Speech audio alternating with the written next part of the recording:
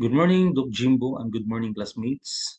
So, as we continue our report, I will be presenting to you now a YouTube video entitled Understanding the Economic Shock of the COVID-19 Crisis.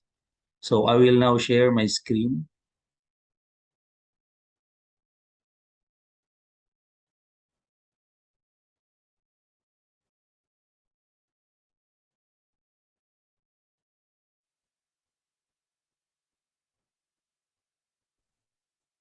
If you're worried about the economic toll of the coronavirus crisis, you're not alone.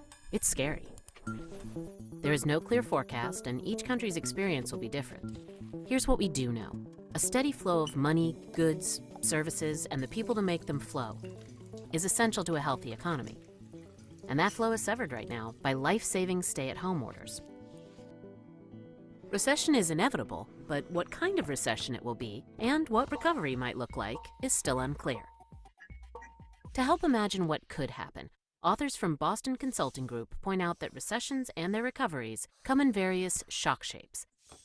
These are determined by how hard a crisis hits the supply side of an economy. That's an economy's inputs: capital, like machinery, factories, software; labor, or workers; plus productivity, or how we use labor and capital productively. The harder the supply side is hit, the more credit is interrupted, meaning less money is injected in the form of loans to businesses and individuals to fuel investment, and the more difficult it is for productivity to recover. From best to worst, we have V, U, and L recession shock shapes. The V shape is a one-time dip. If credit can continue to flow, productivity and labor are less affected. You can see that growth dips but recovers to its pre-crisis level and rate. The U-shape is much more costly. Credit flow is disrupted and growth drops precipitously, never rebounding to its pre-crisis path. The rate of growth recovers, see how the slopes are the same, but a large gap between the old and new paths represents one-off damage to the economy's supply side. The L-shape is the worst. Credit is severely disrupted, not once but perpetually, and there is very little new investment. This economy never recovers its prior output path, and the rate of growth also declines. The crisis leaves permanent structural damage to the economy's supply side.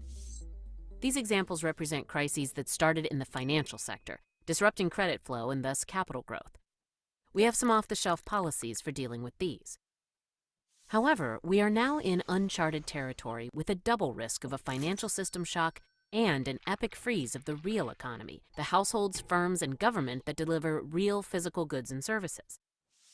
Countries have no existing playbook for dealing with this double shock. Months of necessary social distancing raises the risk of both types of problems, which can feed off each other in dangerous ways. For example, a prolonged crisis can drive up real economy bankruptcies of everyday people and firms, making it harder for financial systems to manage. And a financial system crisis would starve the real economy of credit, which could cripple investment and ultimately growth. In this combined crisis, capital does not grow, pushing the economy towards a U-shape. Not good. However, we can head off a U or L-shaped recovery and lessen the intensity of the crisis. How? Primarily, innovation. On the medical side, vaccines, treatments, and capacity innovations are needed to save lives and end the economic damage caused by social distancing. On the economic side, in addition to a vigorous and efficient policy response, we will need policy innovations. For example, in the US, the $2 trillion stimulus bill is just a start. We will need innovative ways to deliver that money to those who need it, since never before have policymakers had to help such large numbers of firms and households. For example, the so-called discount windows that allow unlimited access to funding for the financial sector could be replicated for households and firms in the real economy so that they can stay afloat. Zero-interest bridge loans to households and firms, a moratorium on mortgage payments for residential and commercial borrowers. These are potential solutions that could help make a real difference.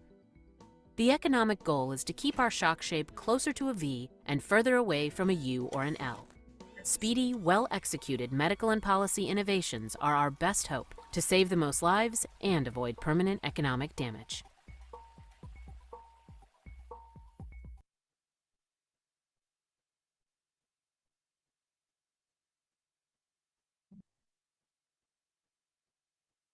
So that's the video. So The video shows three economic recession shock shapes. So the V shape, the U shape, and the L shape.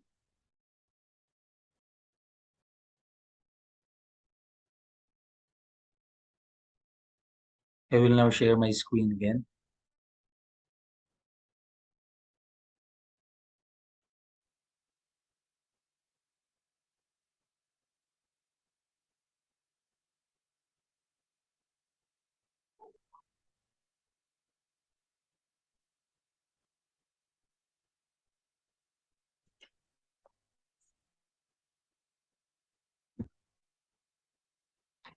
So the three economic recession shock shapes.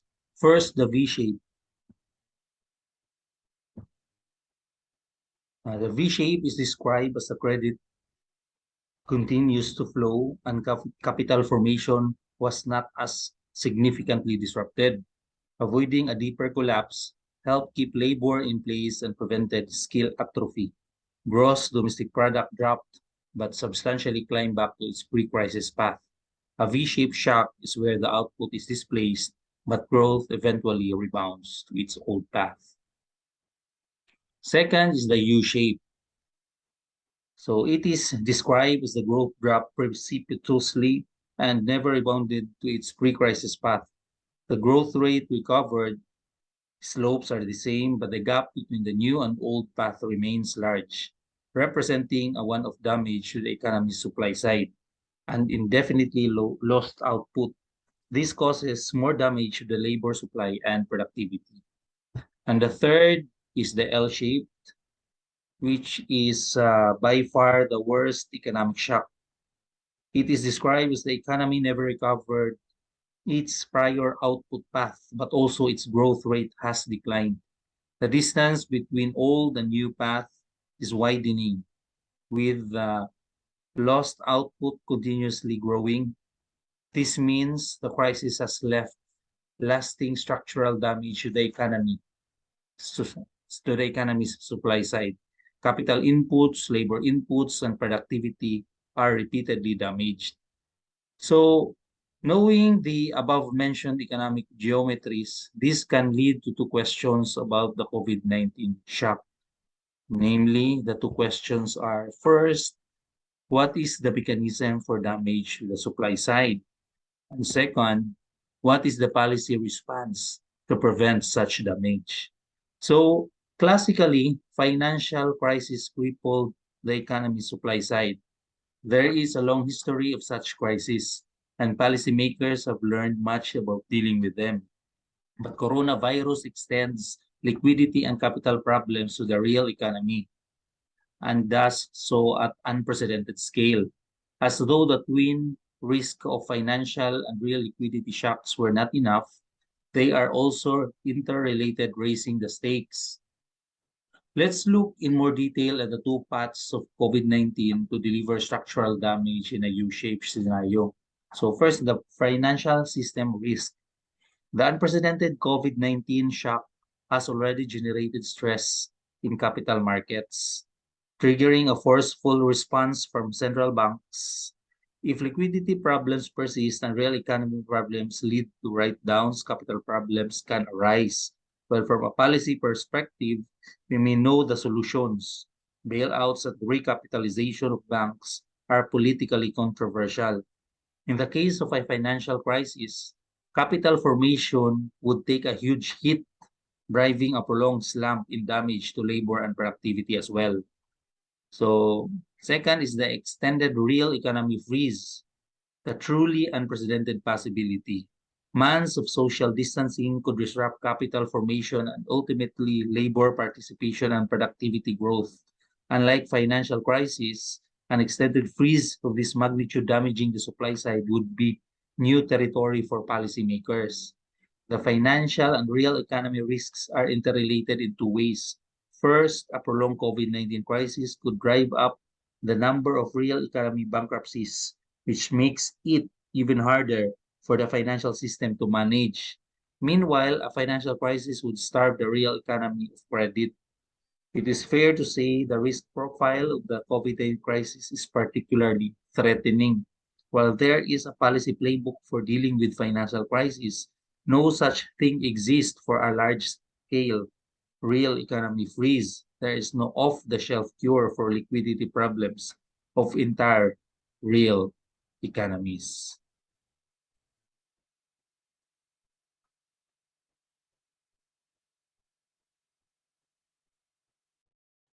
So my group mate will continue the report.